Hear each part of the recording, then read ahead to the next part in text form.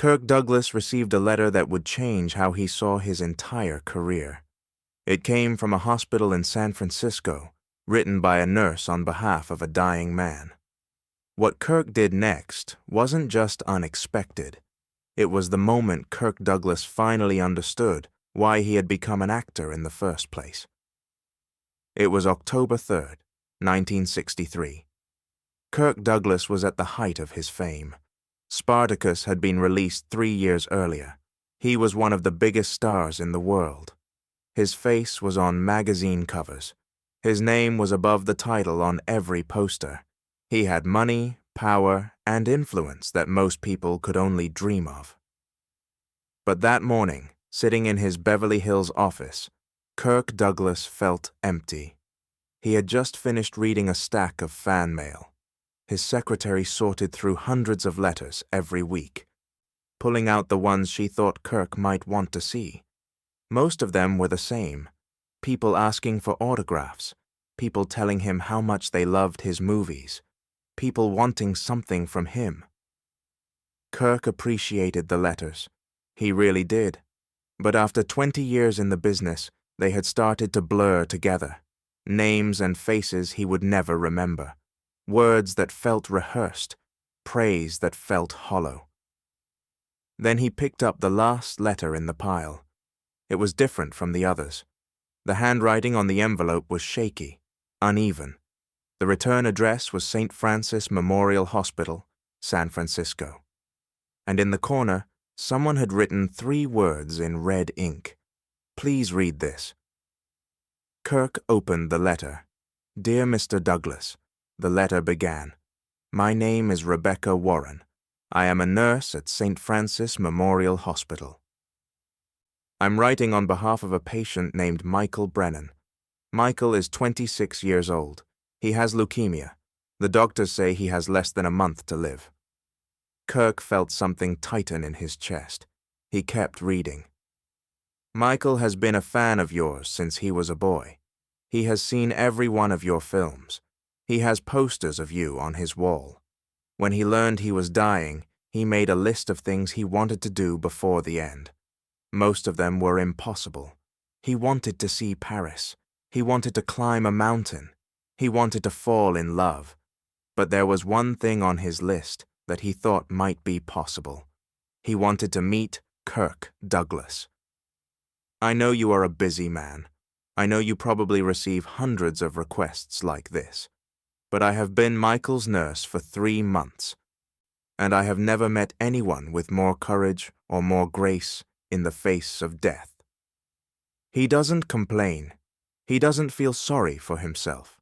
He spends his days reading, watching your films on a small television in his room, and writing letters to his family that he wants them to read after he's gone.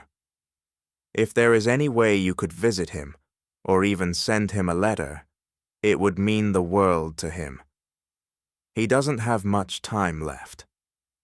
The letter was signed Rebecca Warren, RN. Kirk put the letter down. He stared at it for a long moment. Then he picked up the phone and called his secretary. "Cancel my meetings for the next 2 days. I'm going to San Francisco." The flight from Los Angeles to San Francisco took about an hour. Kirk spent the entire time thinking about the letter, about Michael Brennan, about what he was going to say to a dying man who wanted to meet him. Kirk had met fans before, thousands of them. He had smiled, shaken hands, signed autographs. He knew the routine. But this was different. This wasn't a fan wanting an autograph. This was a man who was about to die, and somehow Kirk Douglas was on his list of final wishes.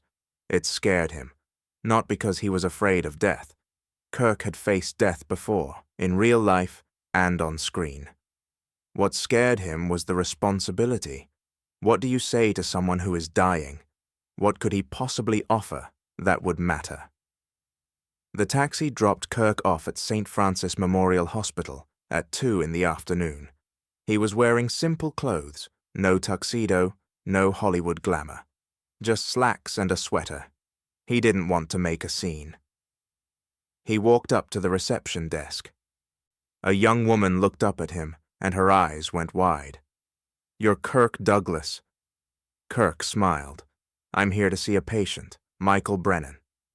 The woman stammered for a moment, then made a phone call. A few minutes later, a nurse appeared. She was in her 40s, with kind eyes and tired shoulders. She introduced herself as Rebecca Warren. "Mr. Douglas," she said, her voice trembling slightly. "I can't believe you came. I didn't think you would actually come." "How is he?" Kirk asked. Rebecca's face fell. "Not good. He's been getting weaker every day. But when I told him you might visit, it was the first time I've seen him smile in weeks." She led Kirk through the hospital corridors. The smell of antiseptic, the sound of machines beeping, the quiet shuffle of nurses moving from room to room. Kirk had been in hospitals before, but never like this. Never walking towards someone who was waiting to die. They stopped outside a room at the end of the hall. Rebecca turned to Kirk. "He doesn't know you're here. I wanted it to be a surprise." She paused. "Mr. Douglas, I should warn you. He looks different than he did a few months ago. The disease has taken a lot from him. But inside, he's still the same person. Still fighting, still hopeful." Kirk nodded. "I understand." Rebecca opened the door. The room was small and simple. A single bed, a window overlooking the city, a small television on a stand, and on the walls, posters. Spartacus, Champion, Paths of Glory, the Vikings, Kirk Douglas, everywhere. In the bed lay a young man. He was thin, impossibly thin, his skin pale and stretched over bones that seemed too close to the surface. His hair was gone, taken by the treatments that hadn't worked. But his eyes, when they opened and saw who was standing in the doorway, those eyes were alive. Michael Brennan tried to sit up. His arms shook with the effort. Kirk crossed the room in 3 quick strides and gently put a hand on his shoulder. "Easy, son. Don't strain yourself." Michael stared at him. His mouth moved, but no words came out. Tears started streaming down his face. "You came," he finally whispered. "You actually came." Kirk pulled a chair next to the bed and sat down. "Of course I came. I got your letter. How could I not come?" Michael shook his head, still crying. "I didn't think. I never thought." He couldn't finish. The emotion was too much.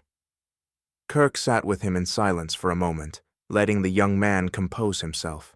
Rebecca quietly left the room, closing the door behind her.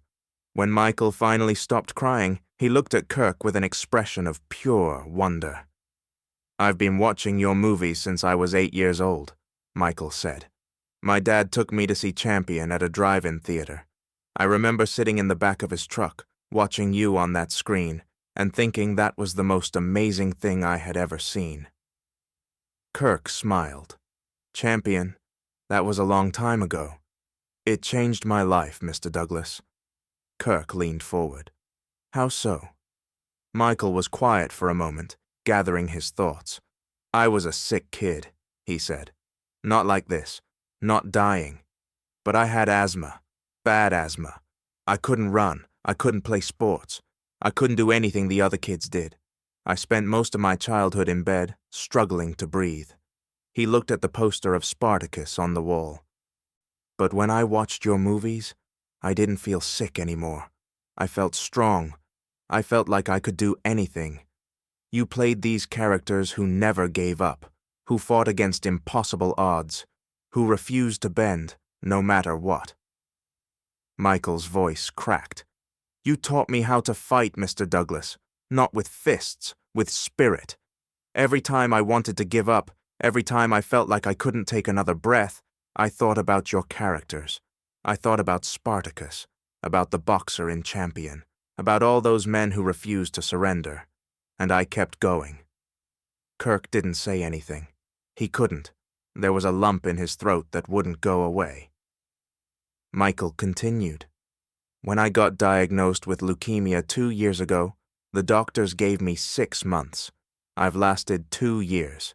You know why? Because every day I watch one of your films. Every day I remind myself that Kirk Douglas never gives up. So neither do I. Kirk finally found his voice. Michael, I don't know what to say. I'm just an actor. I pretend to be brave on screen. The characters aren't real. Michael shook his head. That's not true, Mr. Douglas. The characters came from somewhere. They came from you. The strength I see on screen, that's real. That's inside you. I can see it right now, sitting in front of me. Kirk looked at this young man, this dying man who had held on to life through sheer willpower and old movies, and felt something break inside him.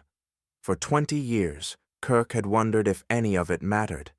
The films, the fame, the endless work. Was it worth anything?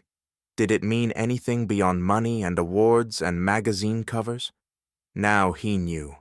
It meant everything to Michael Brennan. And if it meant everything to one person, maybe it meant something to others too. Maybe somewhere out there, in hospital rooms and small apartments and lonely houses, people were watching Kirk Douglas refuse to give up and finding the strength to do the same. Michael, Kirk said softly, I want to thank you. Michael looked confused. Thank me? For what? For reminding me why I do this. Kirk gestured at the posters on the wall. I forget sometimes. I get lost in the business side of things.